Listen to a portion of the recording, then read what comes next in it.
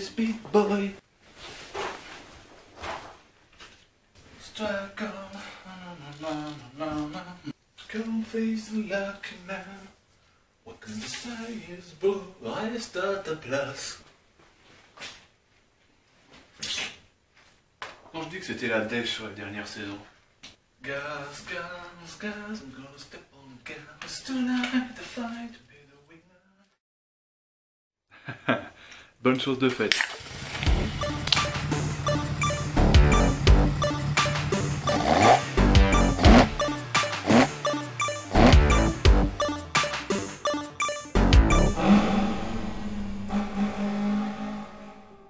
Salut tout le monde et bienvenue dans ce vlog de Projet 86. Alors aujourd'hui des nouvelles par rapport à la 86 qu'on avait vue la semaine dernière. Je sais pas si vous vous rappelez, celle qui n'avait pas de prix, la Trueno. Donc voici la photo. Alors qu'est-ce qui s'est passé par rapport à cette voiture? Bah plein de choses. Vous savez, si vous avez suivi la page Facebook, que j'avais annoncé des nouvelles. Bon, les choses n'ont pas encore particulièrement avancé, mais bon, je voulais vous mettre au courant. Donc cette voiture là, elle n'est pas affiché à un certain prix. Pourquoi? Parce que tout simplement c'est une voiture qui va être restaurée.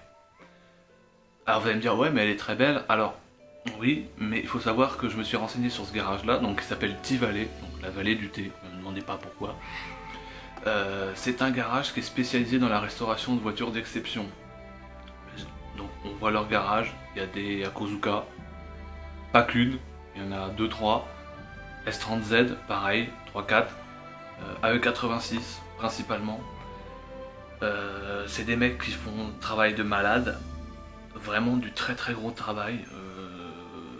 Je vais mettre le lien vers leur blog en dessous de la vidéo, n'hésitez pas à aller voir, et ils font vraiment du travail on pourrait qualifier de fou furieux. Je pensais pas trouver un jour mieux qu'Arland niveau finition, mais je pense que là on a trouvé.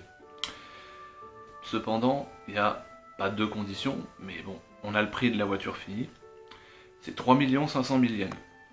3 500 000 yens, pour vous donner une idée, ça fait environ 27-28 000 euros. Donc, le truc, c'est que si on rajoute les taxes, les frais de port, tout ce qui est en rapport avec le déplacement, l'assurance, ce genre de choses-là, Torque GT nous donne un prix environ de 33 000 livres quand elle est arrivée en Angleterre, prête à... Donc 33 000 livres, ça fait 38 000 euros. Donc ça fait beaucoup d'argent. Et encore là, c'est en Angleterre. Il faut encore qu'elle soit mise sur plateau, qu'elle soit descendue dans le sud, qu'elle soit homologuée, et éventuellement qu'on pose 2-3 pièces sur les pièces que j'ai, parce que à ce prix là elle serait globalement finie. Et du coup ça reviendrait à 41 000 euros. Alors moi je vous le dis tout de suite, 41 000 euros c'est pas possible, c'est bien au-dessus de mon budget. On a discuté avec ma chérie, on veut bien augmenter légèrement le prix, mais pas d'autant, c'est pas possible. Donc on est en train de voir avec le garage ce qu'ils vont faire dessus, si c'est pas possible de dire bah non ça nous sert à rien donc le faites pas, pour faire descendre un peu le prix. On essaie de voir également si y aurait pas moyen de faire en sorte de la faire débarquer en France, parce que le problème c'est que vu que c'est Torque GT qui gère l'import, ils la font importer en Angleterre, et l'Angleterre c'est 20% de frais de douane. Enfin 20% de taxes à l'importation. En France, vu que la voiture a plus de 30 ans, ça serait normalement 5,5%. Donc beaucoup moins, hein, du coup 15%, enfin 14,5% de moins. Donc pour une voiture de ce prix là, ça représente beaucoup d'argent, ça représenterait pratiquement 4 000 euros d'économie. Donc on essaye de voir avec GT Import, de voir si c'est possible. Si on peut pas faire baisser le prix, on prendra pas cette voiture là. C'est pas possible. Si on arrive à faire baisser le prix de façon qu'il rentre dans le budget, il y a de fortes chances pour qu'on la prenne. La deuxième condition, donc que je parlais tout à l'heure, déjà il y avait le prix, ça c'est normal, il faut bien la payer. Et vu le travail qu'ils font dans ce garage, c'est normal que le prix soit cher. Même si, alors pareil, il y a le débat, est-ce qu'une 86 peut valoir 41 000 euros? Non, clairement pas. Même 27 000 euros, faut vraiment qu'elle soit très très bien restaurée. C'est pour ça aussi qu'on veut savoir à quel point elle va être restaurée. Si c'est juste une remise en état moteur et puis basta, c'est pas la peine. On trouvera mieux et on pourra faire mieux nous-mêmes ailleurs. Si c'est juste, si c'est vraiment caisse à poil, peinture de la caisse, réfection moteur, réfection boîte, réfection des trains, enfin tout neuf, remise à neuf de l'intérieur et des sièges, là oui, ça vaut le coup, clairement, parce que je me retrouve avec une voiture qui a 0 km. Donc du coup, on est en train de voir tout ça avec le garage. La deuxième condition, c'est le temps de restauration. Ils travaillent à leur rythme, ils ont d'autres projets, ils sont vraisemblablement pas nombreux, et ce sont des experts. Ils ont donné un délai pour la restauration de cette 86 de 6 mois. Donc c'est-à-dire que, entre le temps où la voiture, là, ils ont déjà commencé à travailler dessus, comme vous pouvez le voir sur ces photos, mais entre le temps où la voiture a été commencée et le temps où elle sera finie et où elle sera du coup expédiable, il y a 6 mois. Donc il y aura 6 mois d'attente. Donc moi je suis prêt à attendre 6 mois si c'est pour vraiment la perle rare. Mais bon pareil, si c'est pour une voiture qu'il y a juste à avoir le moteur qui va être mis en état et un petit coup de brosse métallique et d'anti-rouille sur le châssis, ça vaut pas la peine d'attendre 6 mois. Torque GT nous a dit, vu qu'ils se sont rendus compte que bon, c'était assez difficile de trouver des Enki en bon état, ils ont dit si vous trouvez une base saine, et pour votre budget, il n'y a pas de souci, nous on la restaure nous-mêmes dans les ateliers de Torque GT, on est habitué aux remises en état de voiture et tout ça. Donc ils nous ont dit ça. Donc, si vraisemblablement on part pas sur celle-là, on ne peut pas, ce serait parce qu'on ne pourrait pas,